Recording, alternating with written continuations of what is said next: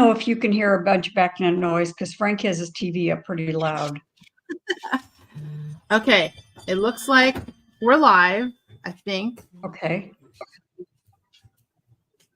Use my, no, I don't know if we're live. It says let me double check to make sure. I'm going to start this countdown right now. I'll check and see if it's popping up that it's live. Let's see. Ah, cats. I wash them because I'm trying to double check this, make sure it's live on the feed. Let's see here. On mine, it has a blue thing that says stream this to your audience. Yeah, it looks like it's live on Dancing Bear. Let me check for Elk Rack.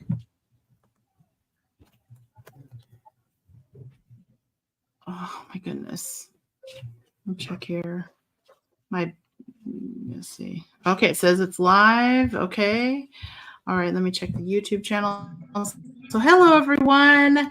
We are checking all of our video streams to make sure everything is working right now. Please do like and share our video feed on your, yep, it's up there. Okay, let me check Elk Rack. So please make sure and share that with your friends so that they can enjoy our amazing show. Let's see. I think everything is going. Yep. Okay. Everything is live. Okay. So we're live, huh? Yes. Everything's live. I double checked all of the feed. Well, I didn't check Twitch, but we're live on Facebook on both channels and we're live on YouTube on both channels. So we are here. This is a live show, guys. Live. Hooray. Yes. And we'll announce some stuff that's going on as soon as our show starts.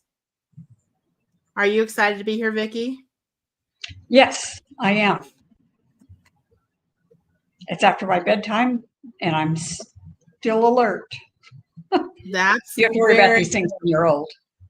So if you guys can, if you guys want to grab a drink, Vicki, do you want to go grab I'm going to go grab some ice water. I don't know if you want to do that really quick, or do you have something already? I have some peach ginger turmeric tea that I'm drinking. Ooh, sounds good. Okay, I will be right back. Okay. Feel free to tell everyone about your day or talk whatever you want to talk about outside of our program for tonight. My day, well, rake the leaves because it's hot this time of year down in the desert and my trees like to rain leaves. So that's my big activity. And of course, pet my kitties.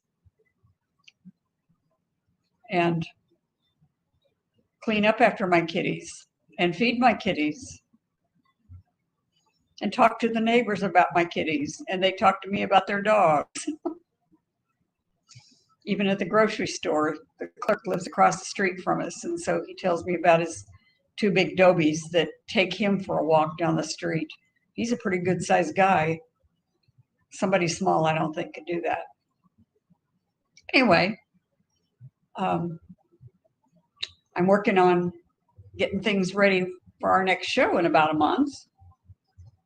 It's just kind of strange not having shows and not having our Thursday night Palm Springs Village Fest, although I'm really not missing it because it's hot and humid right now.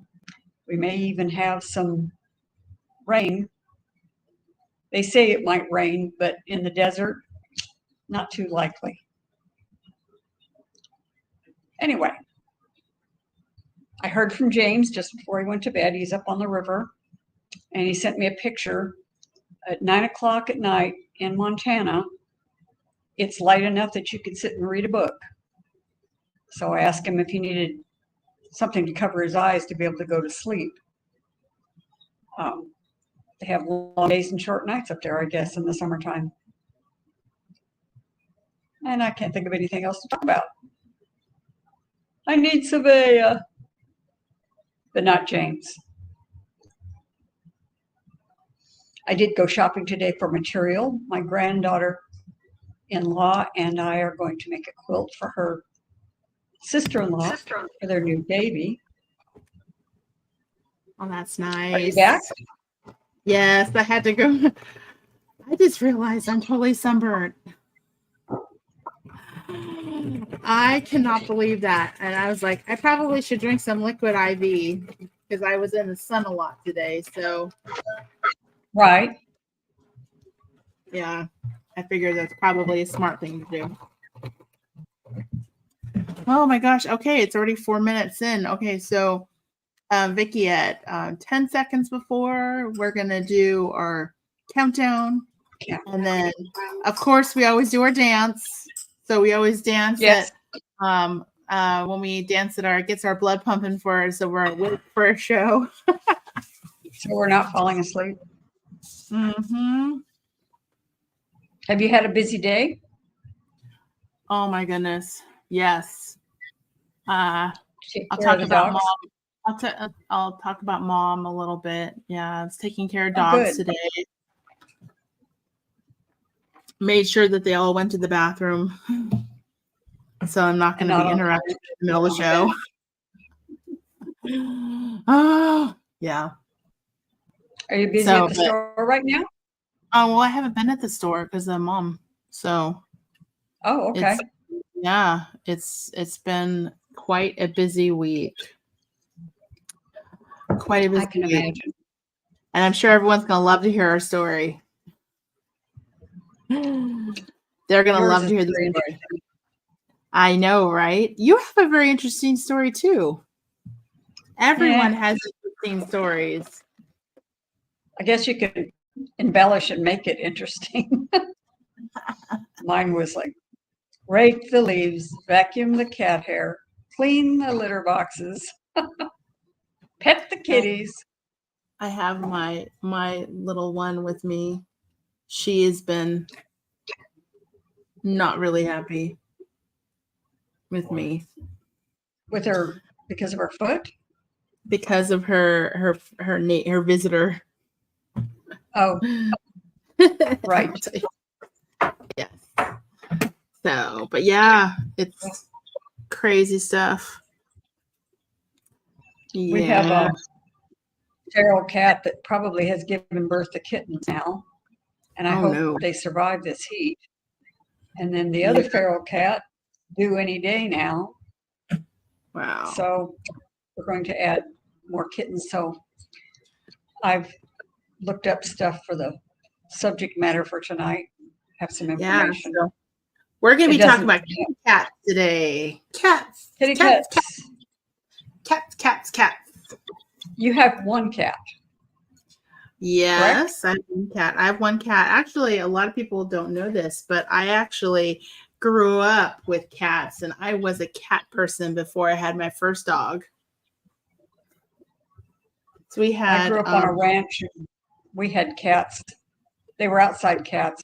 I mean, we petted and everything like that, but they kept down the snakes and the mice. Oh yeah, I'm sure lizards and gophers. Oh, my cats like to find lizards and bring them in the house. And then I have to be careful when I get up in the morning. I always turn on lights if it's dark to make sure I don't step on the carcass of a lizard that has just died recently. That's the worst. Having cats. That's the worst. I had a friend that had a cat that always used to bring her gophers. And so she'd have to call me and I'd go over and get the gopher because she didn't do dead animals well. Yeah. Yeah, it's We're getting close to countdown. I know we are. You're doing really good, Vicki. Okay, if you hear snoring, it's not me, it's Frank. Well, I know, right?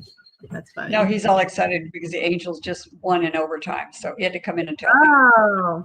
It's a good thing the show hadn't started. I didn't know he was an Angels fan. Yeah, he's a big Angels fan. He's an Angels and an Ohio State fan, so he has a red car. His sister also had a red car for the same reason. Yeah, Hey, we're only 10 seconds away from countdown. I know, right? And then the fun begins. I know, You want right? to do evens or odds? Usually I 9, start with, 8, oh, shoot, 7, 6, 4, 4, 3. 2. Oh my gosh. Okay, it's time to go. It's time for Late Night Craft Talk with hosts Savea Kamori Yang and James Hermes. Let's get the fun started. It's time to start the show.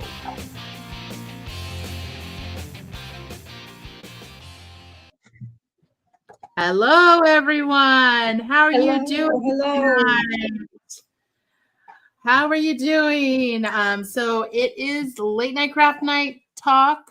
Late night craft. I can't even talk myself. Late night Late craft talk. night I'm craft reading the sign on the top.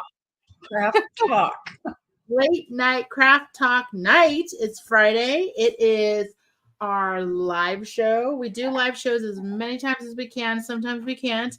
And you are probably wondering, where is my co-host? Well, I have a new co-host. My new co-host. Yes.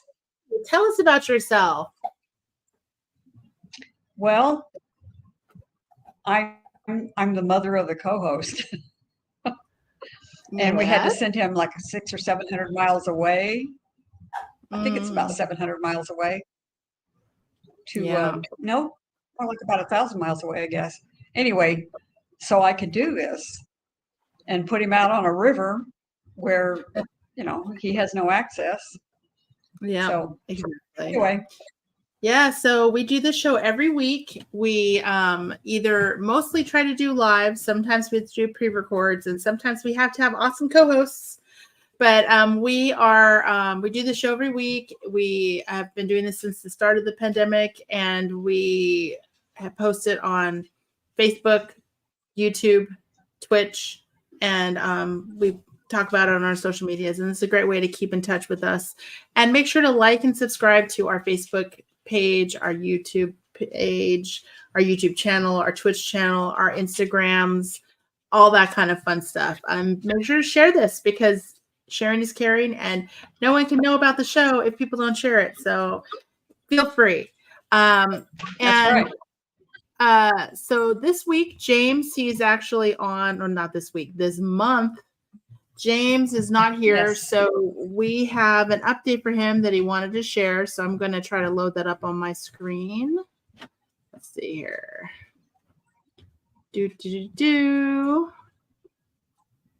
Okay, let's see. Okay, now there we go. I'm going to share my screen, present, share screen, share audio, and it's going to be Facebook. And we're going to share. Okay, so here it is. We're going to press play. Whoops. Hold on, Sam. Let's start over. Hey, Friday, Late Night Craft Talk. Happy Friday, y'all. This is James Hermes. I am on day 5 paddling the Yellowstone River.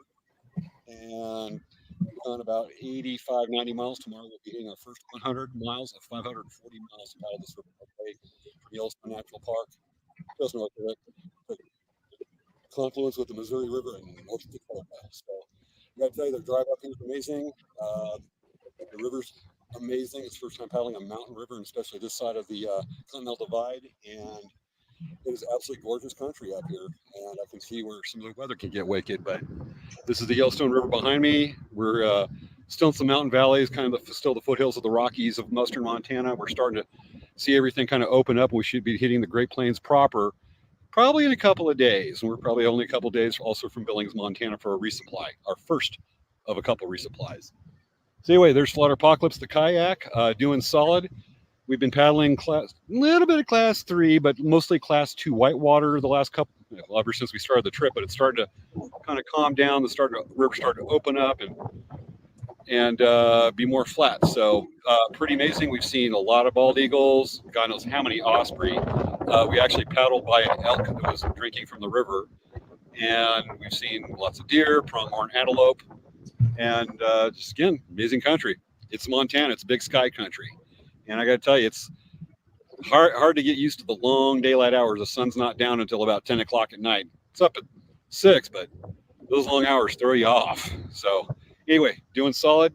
Y'all awesome. Thanks for watching the show tonight. That's the update for me. I will give you an update next week. Yes. Hey. What do you want to talk about? Okay, so that's All right. James. That's update from James and how he's doing.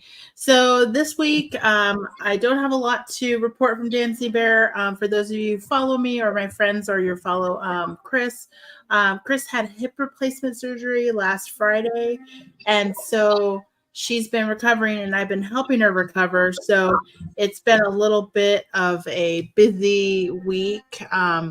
She when she was in the hospital, she was supposed actually when she went in for surgery, it was supposed to be outpatient. She was supposed to be out the same day, and after she had her surgery, she had to pass the test. The test was she had to be able to lift her leg on her own, and she wasn't able to do that because her leg was very weak.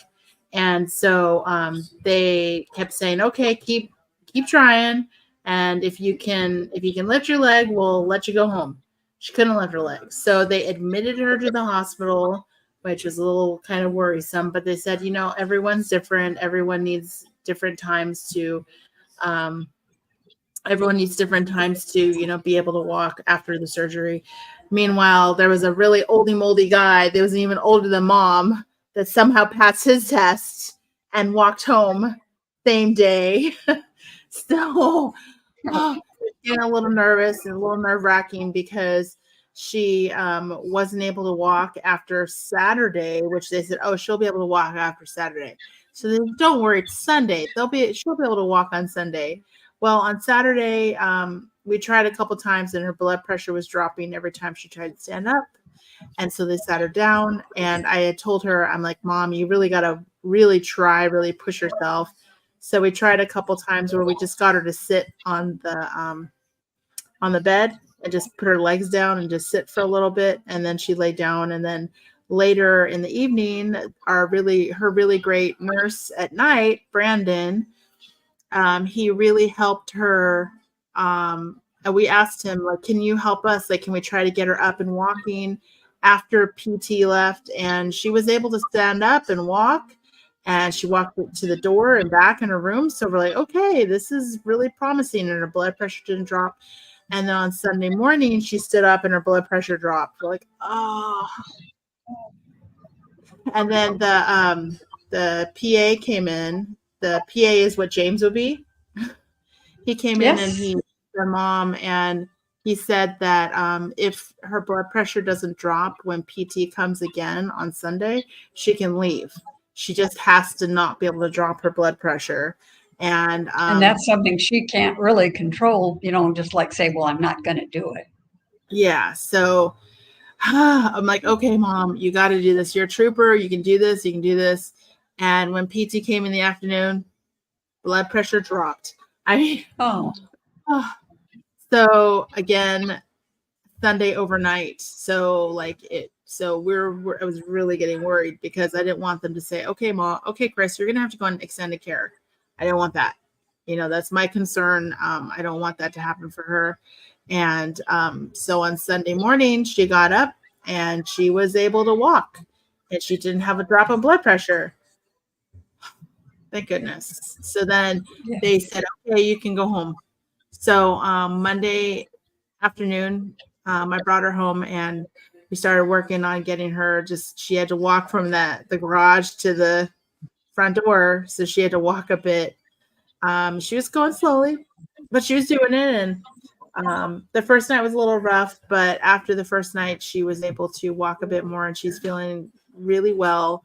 She's not having a lot of pain, which is really amazing because she's had a lot of pain before this. So she's very feeling so much better.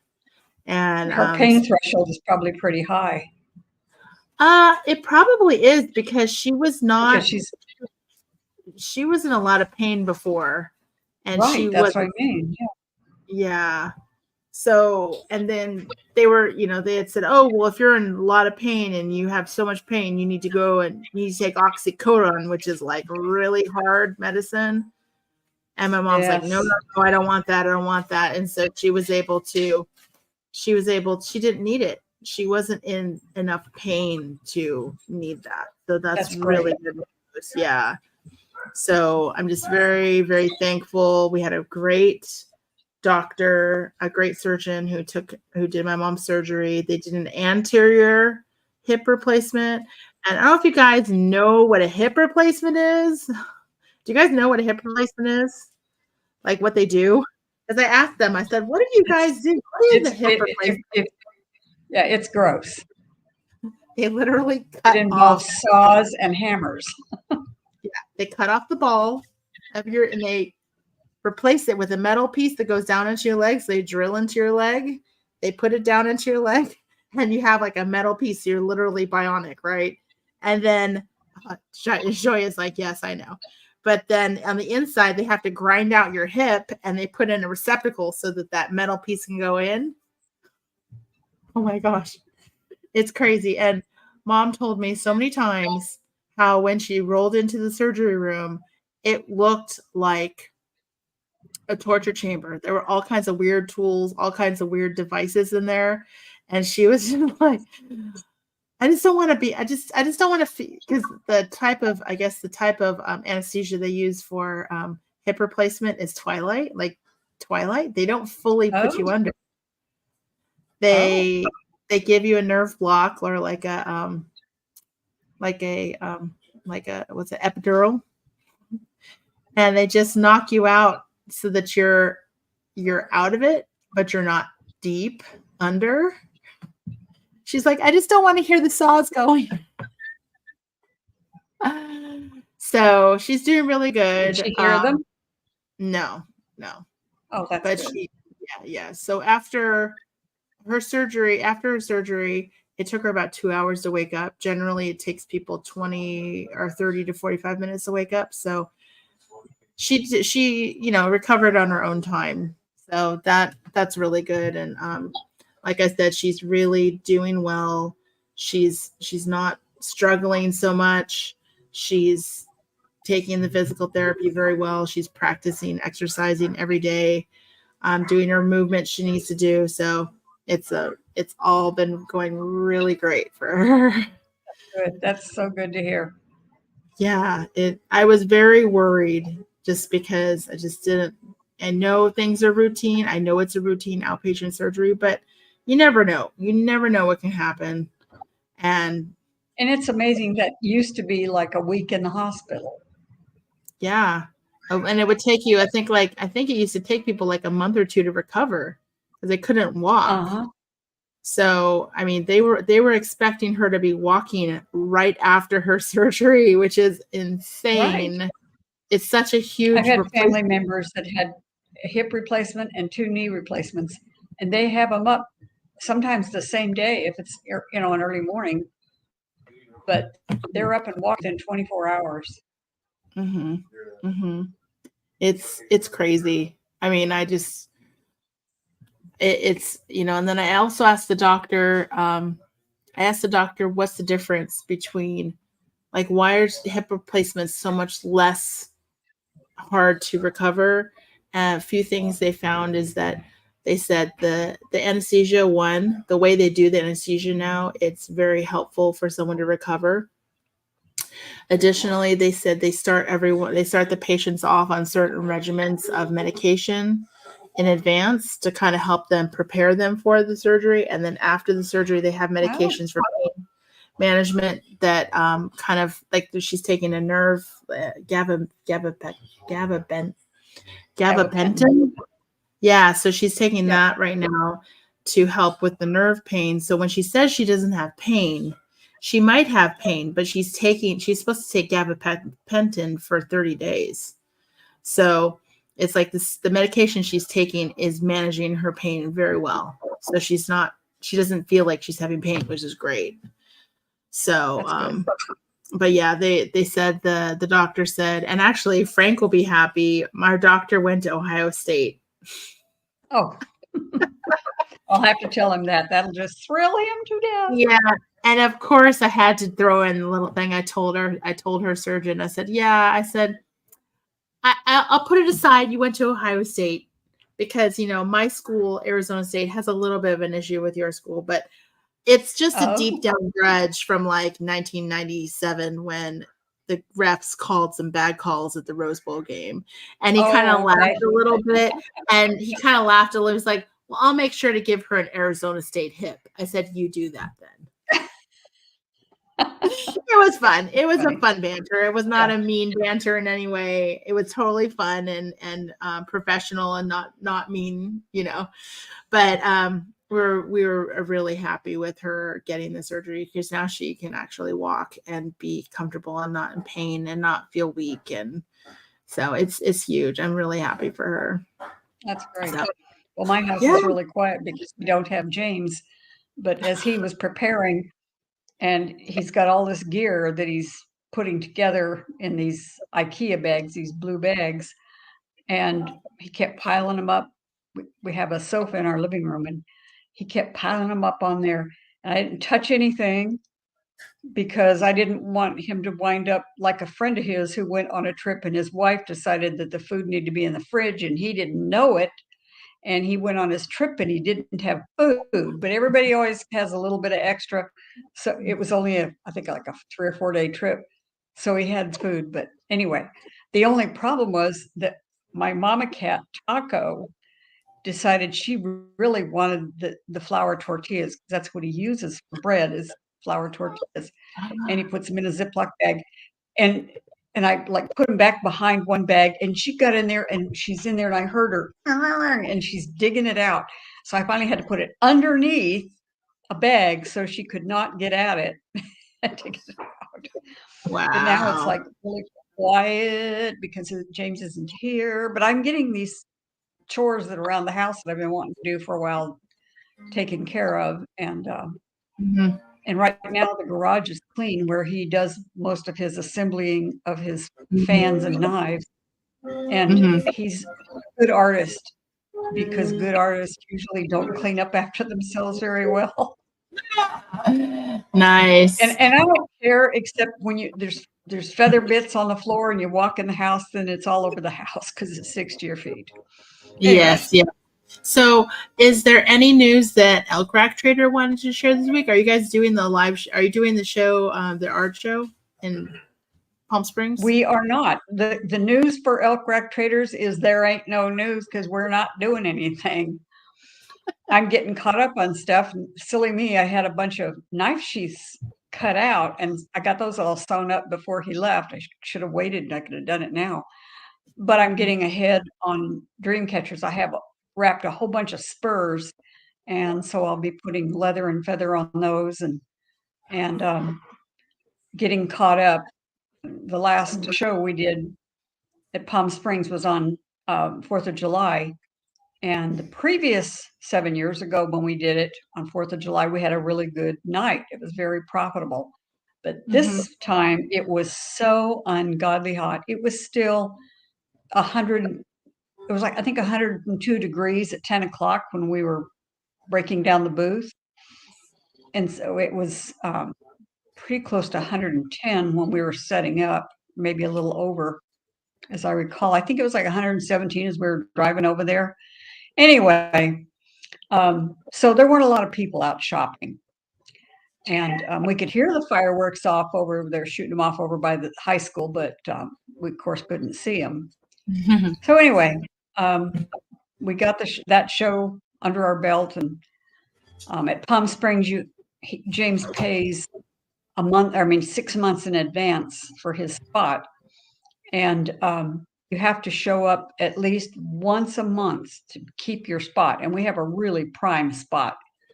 The best part about it, it's in a good place and there's a lot of traffic, but the best part about it is that we're on the shady side of the street. We have a big, tall building behind us. So the street isn't like fry an egg hot. It's only burn your feet hot when you're setting up in the summer. Anyway. Yeah. So we don't have anything going on until He gets back, and I think it's Verona Powell. No. It's Poway. I'd have to look and see. Anyway, we have a show right after he gets back. Okay. All right. That's Well, what's going on. I'm going to Not much. show you really quick what Maya said. She says, I love your dream catchers. I have a few of them around the house. Yes, you do. Thank you. And then Maya said about the surgery, I would need to be put out or I would freak out. So good to hear she's recovering well at her pace. I never knew it's an outpatient thing. Yeah, so you would be passed out. You would not even be aware, but they just don't do a full anesthetic like what they do for like a standard surgery where they're like, say they're doing like I had a full anesthesia when I had my surgery in 2020. And so it took me a while to wake up, but that's definitely a little bit different. And not just waking up, but did you have side effects afterwards? Did it last a while? Well, I remember that feel like it was coming back every so often. Mine usually I can feel the side effects for a month. Well, I think that I had a bit of nausea, like I couldn't eat for a little bit, but I got better. I mean, I definitely slept a lot after that. Yeah. But yeah, I'm really happy she's home. I'm really relieved. I did not sleep well when she was in the hospital. I was very concerned. I was worrying like crazy. Even when my mom was here, I had a really good friend of mine, Lori. She actually came out for 2 days right after mom got out of the hospital so that I could go and do a couple errands for the store. So mom wasn't by herself, which was very, very helpful. I feel so lucky she helped me. It was tremendously helpful. So, I mean, we're over the hump of the hardest part of her recovery, I feel. It's just now just her just walking and moving around and getting familiar with how her hip works now. So is it really different? Does she feel more balanced? Well, she just doesn't feel pain like she was. I think she was really in a lot of pain. And I think that like what you said, her threshold, she just wasn't realizing how much pain she was in because she's like, I have no pain. I don't even feel anything, But like they say, you're not supposed to cross your legs. Like you're not supposed to cross your legs for a while. You're not supposed to twist your body. Like you're not supposed to like stand up and like twist or push your leg back. No twist and shout.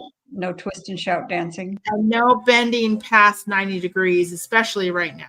I don't know what after once everything's healed because they had to cut into her muscle and stuff. So the muscle holds it in place, which is crazy too. Like you would not think that's the thing, but that is the thing. The muscle holds the leg in place. That's why we're supposed to do exercises to keep our muscles strong to help support our connections and our joints and our bodies. Yeah, and my mom eats really like a bird. She always eats like a bird. She just has like crackers and some cheese. She's always been like that. And I think that on Monday morning they ordered her a full breakfast. Like they were telling her, oh, what do you want to order? Just order what you want for food. I mean, their room service is kind of amazing because if you can call anytime from 7 a.m. to 7 p.m., you can call and order whatever food you wanted. She had no dietary restrictions, so like just order whatever you want. And she was like, "Oh, I'll have it." I think what she ordered. She ordered oatmeal and like one other thing, a coffee, and then she ordered like some chicken and green beans for dinner. And I think she wasn't eating enough because on Monday morning they didn't ask her. They just brought her in a full breakfast of all kinds of foods and stuff. So I wasn't there when that arrived, but she said that she didn't order it and they brought her this amazing breakfast. And I'm just thinking, I think they saw what she was ordering and they're like, she's not eating enough food. But did she eat it all?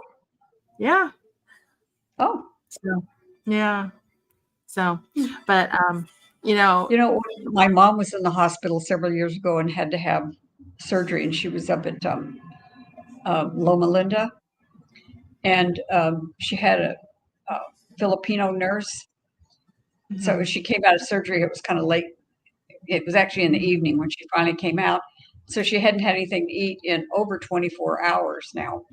And so Wow. she asked the nurse if she could have something to eat. She Mhm. said some soup or something. And the Filipino lady brought her in a bar of soap. She thought she said soap, not soup, but she's asking for food. My mom was upset Wow. about that. Wow, that is so funny. Okay. So, shall we talk about our subject tonight? Yes, and I am actually, and I was like, oh shoot, I need to really quickly download these pictures, and I am not seeing any of them shared with me. So let's just talk really quick about why. So Vicki and I were talking about our show ideas and what we wanted to talk about, and she had found that we were just talking, and she was saying that her cats. She noticed that there's some feral cats. So why don't you tell a story, Vicki, about why we're talking about this situation about the cat? Well, we have feral cats. We have a house that no one lives in next door, and the yard has been let go, and so the weeds are as high as the fence, and the neighbors behind that house have trimmed their trees and thrown that over the fence. And this has been like this for about 15 years. So you can imagine what a mess it is. It's like a jungle back there. As a matter of fact, the house is so bad that when the wind was blowing a few years ago at 9:30 at night, we heard this noise and it went out. And this tree that had grown up and was leaning against that empty house had knocked the chimney off the roof and is laying on the Oh wow. ground. So anyway, it's a haven for cats. And a few houses down the street, they have kittens or cats that they don't do anything with except dump some food on the sidewalk every day and not very much. And they're reproducing. Well, Oh they wow. found this haven for feral cats in our next door. And there's 2 females and there's a couple of male cats that probably are not fixed, but they actually have homes. But there is one that obviously is a feral cat. And so they're the daddies. Matter of fact, they're the daddies of my cats because my cat was a kitten when I got her. And she was actually scheduled to be spayed. And she came into season. She didn't even act like she was in season. And all of a sudden it's like, she's looking kind of pudgy. And yeah, she was pregnant. So that's why we have 6 cats now, because Paco had 5 kitties. And Mhm. being old retired people, we quit. We kept them all. And it's entertaining and fun. As a matter of fact, one was just tapping on my leg under the table right just a few minutes ago, like, hey, pay attention to me. Anyway, Yeah. so we now have 2 mama cats that have had kittens, and there's a white cat with a little bit of yellow on her, and she has a white kitten. And then there's a tabby cat, and she has 4 kittens. Well, now the mamas are pregnant, and one of them, I suspect, has had her kittens because we haven't seen her for a few days. And my neighbor on the other side of the empty house, we call it, is also sees the cats, and she's an animal person too. As a matter of fact, they have some chickens, and they let them come in the house because it's too hot. And they have diapers they put on these chickens, and the chickens walk around the house like they're a dog. Oh It's wow. cute. They're funny. Anyway, so we have a feral cat problem, and so I've been doing research. Well, with Riverside County, because that's where we live, on Mhm. what to do. And I don't know when we want to go into that. Mhm. But Okay, look at that now. let me show you guys Okay. some pictures. I found the pictures. So let good. me share the screen. Let's see here. Hey, Dan. I can hear this. Hold on a second. I thought I'd be hearing Frank's, but he's got it turned down, I guess. Yeah, no, right. Okay, here's this. And then we're going to share. Okay, so Vicki, tell us about this cat.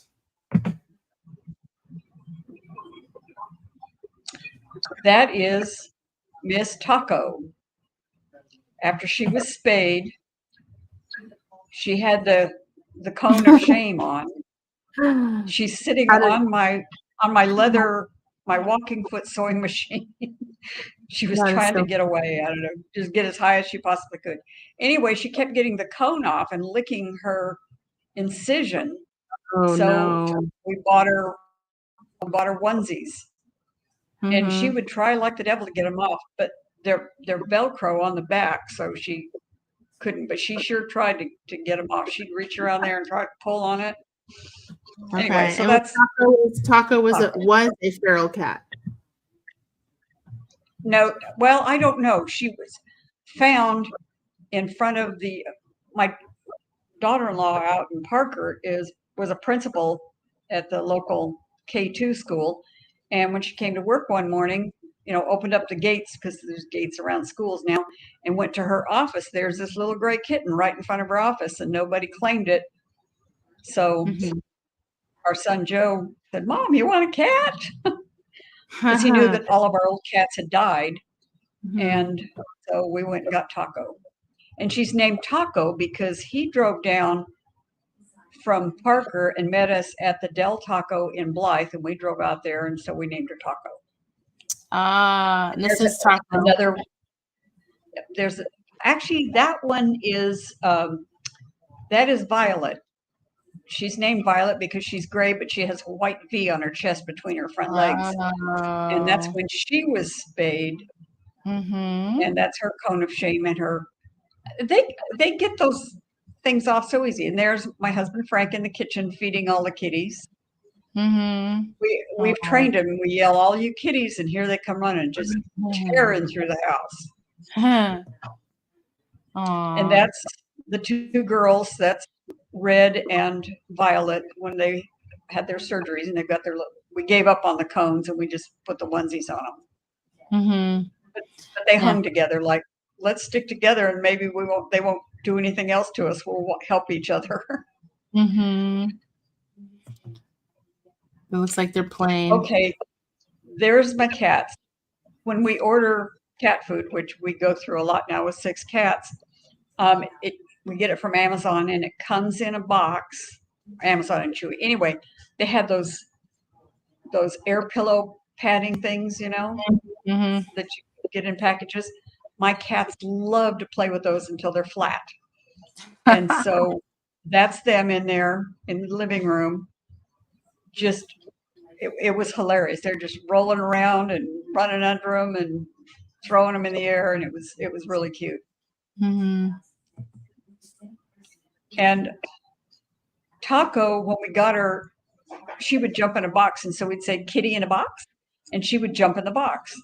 And which was kind of great because when it was getting close to time for her to have her kittens, I had a big box and I put a towel in it in the closet, and I'd say, "Kitty in the box," and she would jump in there. And so in the middle of the night, because the closet's in my room, I heard her having kittens, and I got up. She was having her first kitten. So she had got in the box. So now all the kitties like to do kitty in the box. And so he's a pretty good sized cat in a little bitty box. He could just barely get his butt in there and sit there. Mm-hmm. And that's Whitefoot. Oh, okay. It's almost done. Okay, this is a kitty tower. We had it outside, but I didn't let the cats out until they had been spayed and or neutered and had their shots. So we brought it in the house, and this has, 3 stories, and they lay up on top, and there's like little holes where they can go up through the floor, and they just have a lot of fun with it. Oh, that's cool. All cats love kitty towers. Okay, I think that's it. Okay. Yes, they do. So we are talking about feral kittens and about kitties and things you can do to help the kitty population. You were talking about the 5,000. It was called 5,000 cat. That's Riverside County's what they've named their program, 5,000 Cat Challenge, and they want to get cats, feral cats, and spay and neuter them and then re-release them. Because when they're feral, it's pretty hard to tame them. Mhm. So they provide, you can get a trap from them, an animal trap, but you have to drive to Harupa for that, which is beyond Riverside. Well, the price of gas, and if I have 2 mama cats, a male cat, and 5 kittens that need to be fixed, that's 5 trips back and forth to Harupa. So I bought my own. You can get them on Amazon. And then once I capture them, I can take them to the local animal Samaritans, where they do spay and neuter, and I think they give them their shots. They give them rabies shot, and it should be free, Probably but sometimes for some reason they charge people. That. So I'm putting the link to 5,000 Cat Challenge. So if you are in the Riverside Excellent. County area, if you want any more information about the Riverside 5,000 Cat Challenge, there are lots of different programs that are available within within local areas. I know that we have the private sector. There's areas, or there's groups that are not public funded. Yeah. that And are so private these are funds that great. do this also. Yeah. This is a great way to help out the community and take care of these animals, because many times these cats, they get pregnant so many times. It's just really hard on their bodies, and it's causing a problem with having too many cats around. I think that we looked it up, that the cycle for a cat is 65 days. So every 65 days, a cat, Well, a female and then cat. that's the gestation period, and then for about a month while they're nursing, but they can still be nursing and come into season and get pregnant again. I found an interesting bit of information when I was on the San Diego Humane Society page, and it says feline pets we keep today are still virtually identical to those who have thrived outside for millions of years. According to National Geographic, a study that compared the DNA of cats throughout history shows that no major differences exist between the genetic makeup of wild and domestic cats. As a result, they remain perfectly capable of thriving in the wild. Mm-hmm. And didn't you say that they have feral cats at Disneyland? And so I was going to talk about that. I was going to talk about that in a little bit, but one of the things we were talking about is that. So let's stick to the feral cats really quick on how to take care of them. There are a lot of different feral rescues and feral groups that take care of feral kittens and cats locally. So make sure, if you want to volunteer, they're always looking for volunteers. They're probably always looking for any kind of monetary donations if you want to do that. Or even, I think, supplies like food, like they'll take food.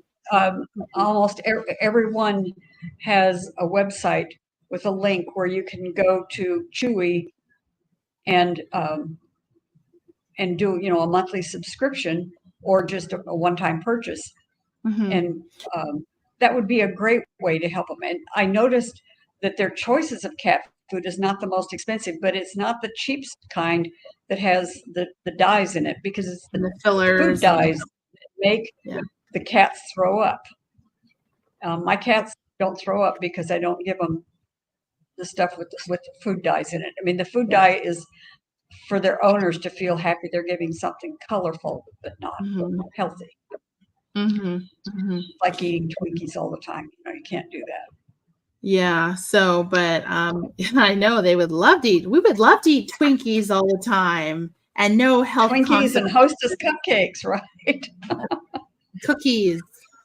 But so there's some of the things that the rescues will do, which Vicki was talking about. They actually catch the female cats and the male cats, and they fix them, and then they re-release them. And actually, if you see any cats where the ear is tipped, they actually re-release the ears and they cut the tip off of the ear so that it doesn't hurt the cat. But what the reason for doing that is so that if they find the cat, they know it's a feral release. Right, that has been spayed or neutered. They also do a tattoo, a little green line tattoo on the incision mark. They do, instead of having to have the cat come back and have stitches taken out, they now do an internal stitch where the stitch dissolves. So once they've got them spayed and given their shots, out the door they go. They're not there. They're not kept, for several days for recovery or anything. You just fix them up and out the door they go. But these cats are tough. They've been out living on their own and taking care of themselves. And I know that I'm sure that if we didn't have feral cats, we'd probably have various rodents and things like that from that vacant house coming over here on our property. So what are the things that you can do? Like if you do have feral cats nearby, like you were saying, you were thinking about what you could do for that cat that might have had kittens. Well, I'm a softie, and so I've been feeding them. I just couldn't stand to see them so thin. And so the second batch of kittens they're going to have is probably going to be a much healthier kittens. When I go out to feed them, I do just like I do with my cats in the house. And I say, all you kitties, all you kitties. And so they have learned that I'm bringing them. They don't come running up to me, but they know. And I'll go in the house and then I just peek out the window and I can see them. They run over there and they're eating. And I keep fresh water for them all the time. In the afternoon, now that it's hot, I dump the water out and put, let the water run until it's cool and fill their bowl with water. I keep it damp along the side of the house so it's cool for them to lay at least in that wet ground and cool off a little bit. So I just try to do as much as I can to keep them comfortable. I don't like to see, anything suffer except James. Yeah. But he's well, the other thing is there's a lot of different organizations that do adopt out feral cats, and a lot of people get them in as they call them barn cats. So basically they're meant to be kind of situated and taken care of as rodent control, like natural rodent control. So you're not putting out poisons, you're not doing those kind of things to cause any accident or things. But of course, feral cats are always also part of the food chain. So unfortunately, that's the only thing about cats. I mean, they could very easily be a snack for a coyote. Yes, but that's just life. Yeah. I used to live out in Texas in an apartment out just outside of town. It was actually an apartment on top of an airport, a private airport hangar. And cats were in and out of the hangar and stuff like that. And the doctor that owned this used to call them owl bait. And there'd be a bunch of kittens and then there'd be fewer and fewer, but every night you'd see the owls fly out of these big oak trees and fly around the hangar 3 or 4 times and then go off and hunt for the night. Sometimes they had easy pickings and sometimes they didn't, but that's why, like rabbits, they have lots of rabbits and it's the same thing. It's just part of the food chain. Yeah. As long as they don't get the Easter bunny. Right. So one of the things that I was going to tell you guys about, I don't know if you know, I know Vicki kind of told everyone a little bit as a future of what's going on, but do you guys know that there are cats at Disneyland? And there's actually a Instagram that is connected to them. I'm going to put the Instagram page here. So there's actually a link. You can actually go and see the link of all of the cats at Disneyland. I'm going to show you their Instagram page.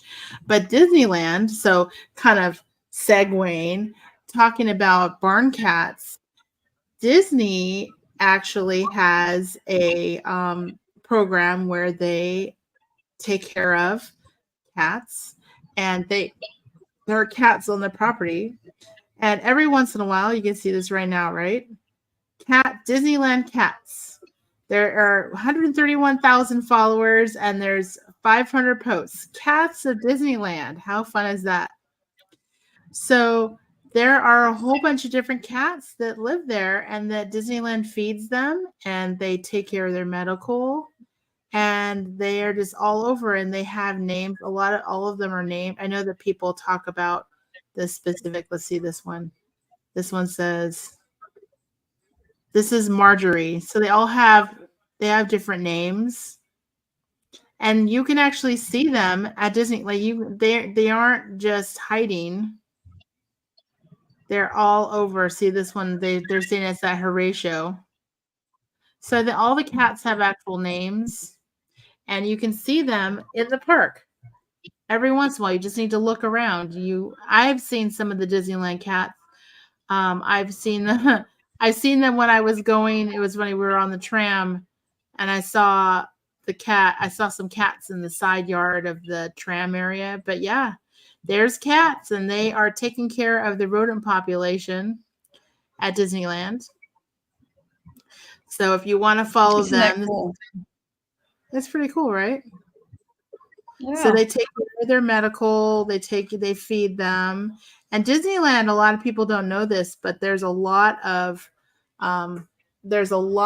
animals that it's almost like a refuge, Disneyland, because they have ducks that live there, they have geese that fly in, they have a whole bunch of animals that just live there, right? Because it's kind of a park. There's water, and then all kinds of stuff. But it's kind of cool that the birds live there, and you can see the crows. There's goodness gracious, every time I've gone, there's thousands of crows in the evening that are landing into the trees.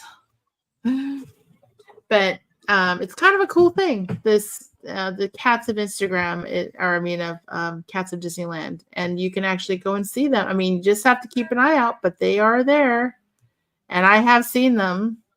So it's kind of fun. And some of the cats are friendly.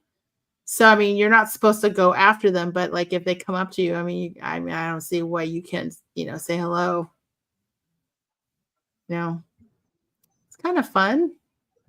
I would like to go there and just take pictures. There's quite a variety of them. Yeah. So it's kind of fun.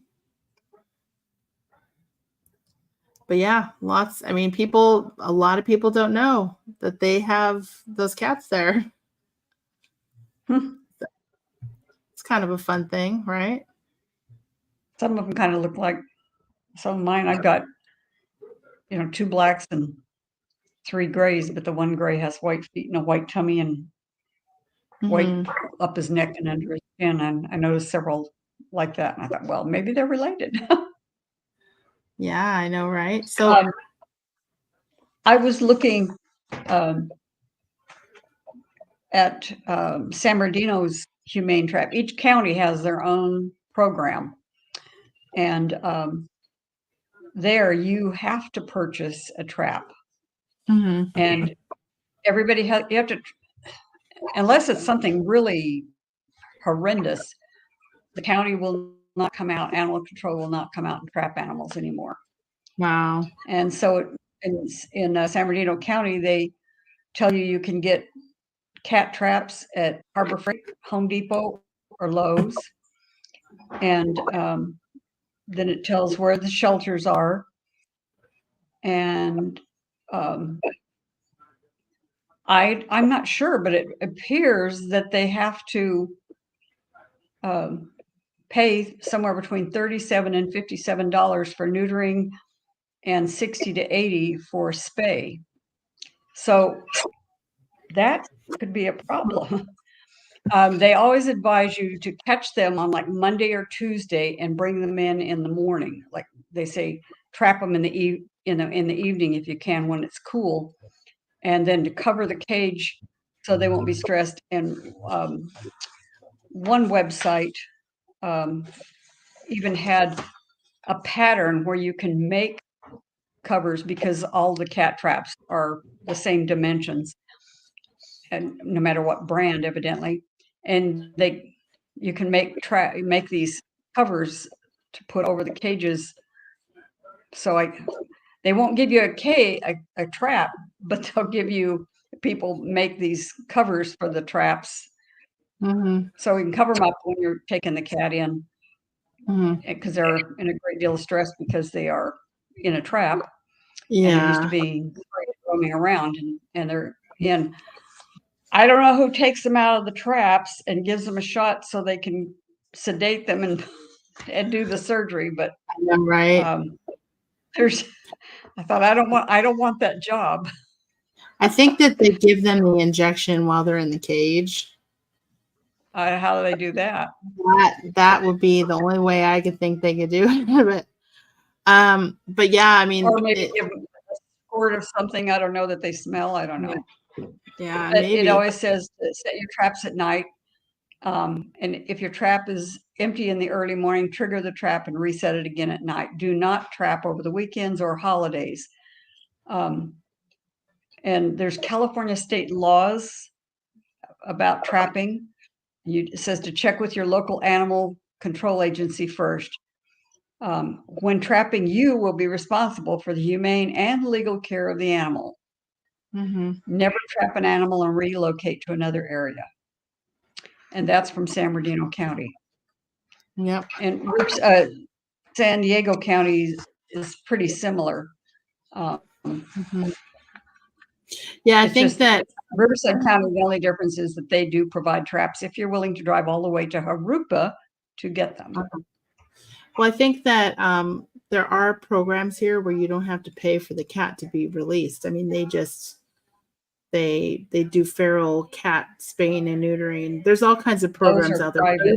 You don't necessarily pay. So if you do have a feral cat problem at your home, do a little bit of research and find out what places can do it. And if all you have to do is type in feral cat, and all kinds of information comes up.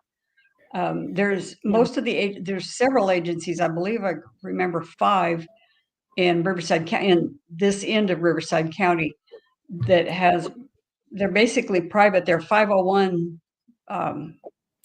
tax exempt. Yes, but they do this.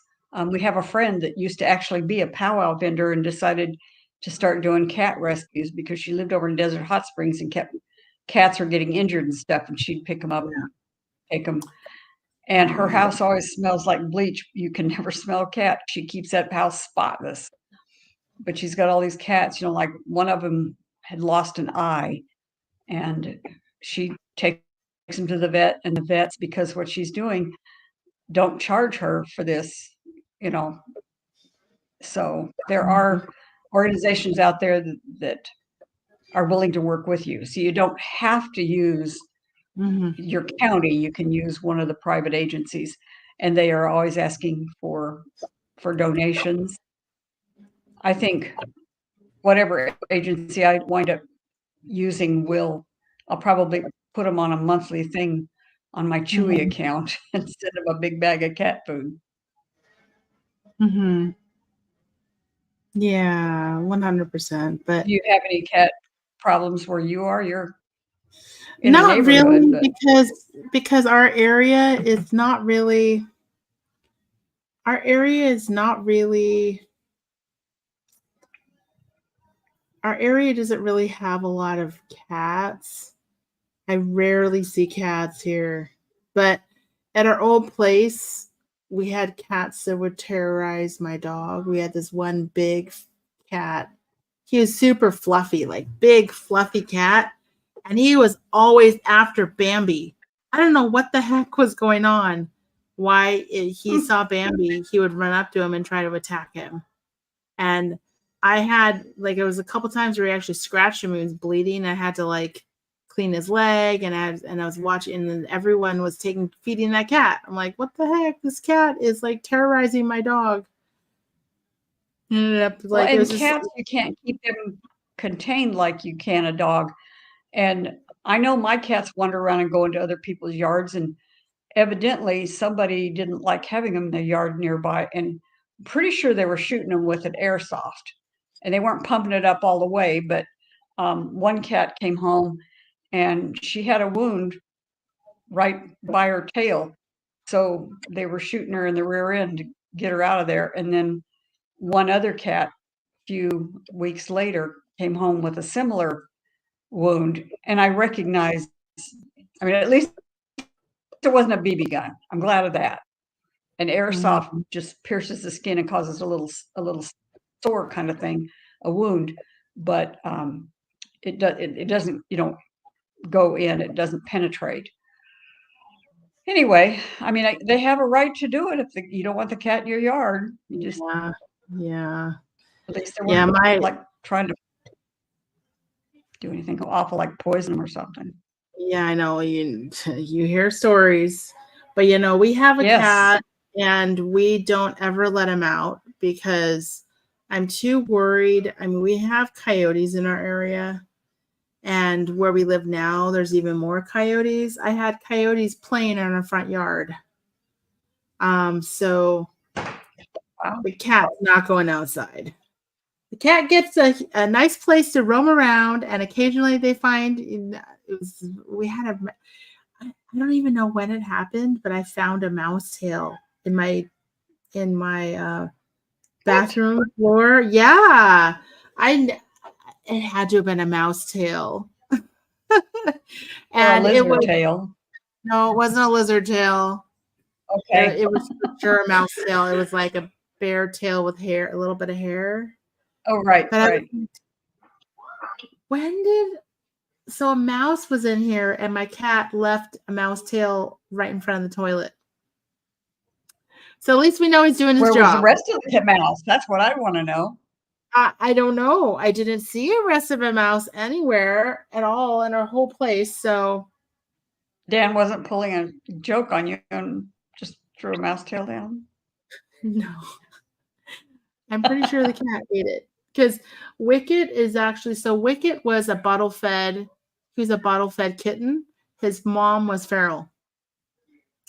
And there was this woman who was a dog groomer, and she would actually rehabilitate feral kittens and adopt them out. She would bottle feed them, and she would rehabilitate them and adopt them. And we bought Wicket from her. And I found out just a couple months ago, she passed away. She had just moved she sold her house. She sold her business, which ended up closing because the person who purchased it ended up getting COVID and got long COVID, and she got really sick. So they ended up closing. She ended up closing her place. And all I know is that they moved to like Oklahoma. They moved somewhere in the Midwest. And they're like, peace out, California. We're gone. Yeah, and the Oklahoma people are not happy. They want because they're bringing their politics to Oklahoma. Yeah. I don't know if it was Oklahoma. I think it was Oklahoma. It was somewhere in the Midwest. And she's like, see this house? This is where I'm moving, and we're going to be happy. And it was sad because, I mean, she only moved there like a year ago, and she only had about a year or so of retirement, and she passed. So, so sorry. Yeah, it's sad. It's sad to hear that, because you're like, oh, this, and I lost touch with her because somebody's doing something, nice like that, and then. Oh yeah, that was her life. Like 100% was her life. Like she rehabilitated those feral kittens, and that was her big thing. And she did that for many years. I remember doing that when I was in high school, all the way to when I was older, and I got Wicket from her. So, but Wicket's a very wild cat. That's my segue. He's pretty much, we say he's a feral cat in our house because he's like so wild. So we had, 6 cats in our house because we wouldn't let them out until they were neutered and spayed. And we had a dog. And so we actually have not one of those patio door inserts, but we actually have a pet door built through the wall and for a big dog. And the cats, as soon as they were fixed, we just took the door out and said, "You're on your own now." Yep. Yeah. They don't like to go out right now while it's so hot. So about 8 o'clock at night, they start doing the kitty zoomies throughout the house. They have a good-sized cat tree that 2 of them are sleeping in right now. And it normally sits next to a wall. Well, it was out in the middle of the floor in the entry because and sometimes things get knocked over. I had put some laundry in to wash and left the plastic basket sitting on the dryer. And this god-awful noise woke me up in the middle of the night. Here's the basket on the floor, and because they were doing their zoomy thing. Mm-hmm. But it's too hot, and they don't want to go outside. Yeah. So, Vicki, can you believe it? We've done our show. Oh my gosh! It's so like talking about your children or your grandchildren or your pets. You can just. I was like, this is a show. We could totally talk about this. We'll fill up a whole show about this. Hey, you know what, Vicki? I kind of feel like this is nice. James isn't around. Yeah. Yeah. Maybe we should just kick him off the show. Do you want to do that? We can just change. We can make you the co-host. James who? Oh yeah, James who? I think we should get rid of that. Let's get rid of that. Yeah, I think that's a good idea. I think we're gonna have a new show next week. I think you guys are gonna really like it. We're gonna be no more James. James who? James who? James who? Yes. So with that said, we will see you guys next week. We will be live next week. We'll see you. Yes. And this is Vicki. Yay! Thank you, Vicki. You did a great job. So I'm so glad you're permanent as of next week. All right. So Vicki, our tradition that we do is that at the end of the show, just like when we start the show, we start dancing. We have our music. I'm going to put on our end credits and we dance. So you can get up, move your body so that because we've been sitting for an hour, so you're going to be able to get some fun. If I stand up, what'll be. I'm going to sit in the chair because if I stand up, you're going to see my hiney doing the dance, and that's not pretty on an old woman. Oh, okay. Well, I usually sit down as well, and I'll start our end credits, everyone. So everyone, look forward to next week. It's going to be super amazing.